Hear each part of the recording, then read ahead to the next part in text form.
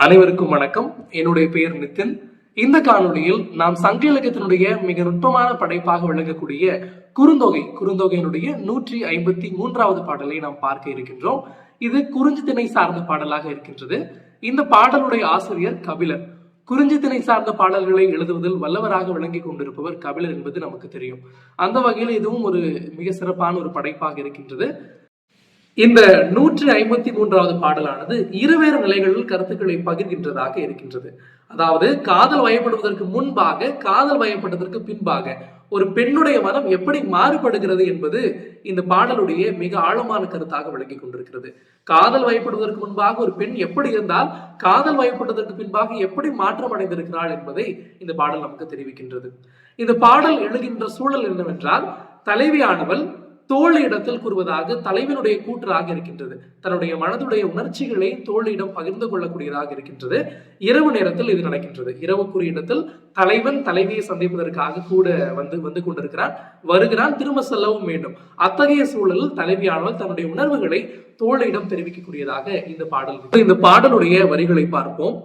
குன்ற கூகை குளறினும் முன்றில் பலவின் இருஞ்சினை கலைப்பாயின் துகளினும் அஞ்சுமன் அழித்து என் நெஞ்சம் இனியே ஆறிருள் கங்குள் அவர்வையின் சாரல் நீலிடை செலவானாதே என்று வருகின்றது. அதாவது குன்ற கூகை, மலை மீது இருக்கக்கூடிய கூகை என்றால் ஆந்தை, குளறினும் என்ற ஒரு சொல்லாட்சியை இங்கு பயன்படுத்தி இருக்கிறார். ஆந்தை அலரும் என்பது நமக்கு தெரியும். அந்த அலரும் என்ற சொல்லுக்கு பதிலாக குளறினும் என்ற ஒரு சொல்லாடலை இங்கு பயன்படுத்தி இருக்கிறார். குன்றத்தின் மீது இருக்கக்கூடிய அந்த ஆந்தையானது இரவு நேரங்களில் சத்தத்தை எழுப்பினாலும் அந்த சத்தத்தை கேட்டு பயந்து கொண்டிருந்தால் தலைவி என்பது குறிக்கப்படுகிறது. இரண்டாவது, தன்னுடைய வீட்டிற்கு முன்பாக இருந்த பலாமரத்தினுடைய கிளைகளில், பெரிய கிளைகளில் ஒரு குரங்குகள் தாவி தாவி விளையாடும் போது ஏற்படக்கூடிய சத்தம் இருக்கின்றது அல்லவா, அந்த சத்தத்தை எல்லாம் கேட்கும் பொழுது தலைவியுடைய நெஞ்சமானது பயந்து கொண்டிருந்தது. அப்படிப்பட்ட சுபாவத்தை நான் கொண்டிருந்தேன் என்று தன்னுடைய தோழியிடம் தெரிவித்துக் கொண்டிருக்கிறார். இங்கு குரங்கு என்ற சொல்லுக்கு பதிலாக கலை என்ற சொல்லை பயன்படுத்தியிருக்கிறார். கலை என்பது ஆண் குரங்குகளை குறிக்கூடிய ஒரு சங்க இலக்கிய சொல்லாக இருக்கின்றது. இவ்வாறாக தலைவி தோழியிடம் தன்னுடைய காதல் வயப்படுவதற்கு முன்பாக இருந்த நிலையை எடுத்துரைத்துக் கொண்டிருக்கிறார், தன்னுடைய சுபாவத்தை சொல்லிக் கொண்டிருக்கிறார். இப்போது என்னவாயிற்று என்றால், காதல் வயப்பட்ட பின்பாக என்னவாயிற்று என்று பார்க்கும்போது இந்த வரிகளை பாருங்கள். அஞ்சுமன் அழித்து என் நெஞ்சம் இனியே ஆறிருள் கங்குள் அவர்வையின் சாரல் நீலிடை செலவானாதே என்று வருகின்றது.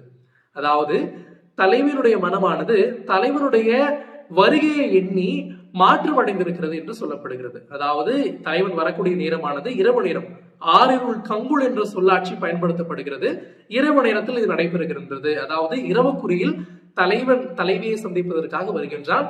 மலை பாதையில் இரவு நேரத்தில் அத்தனை ஆபத்துகளையும் கடந்து கரடுமுரடான பாதையில் விலங்குகளுடைய ஆதிக்கத்தையும் தாண்டி தலைவியை சந்திப்பதற்காக வருகிறான்.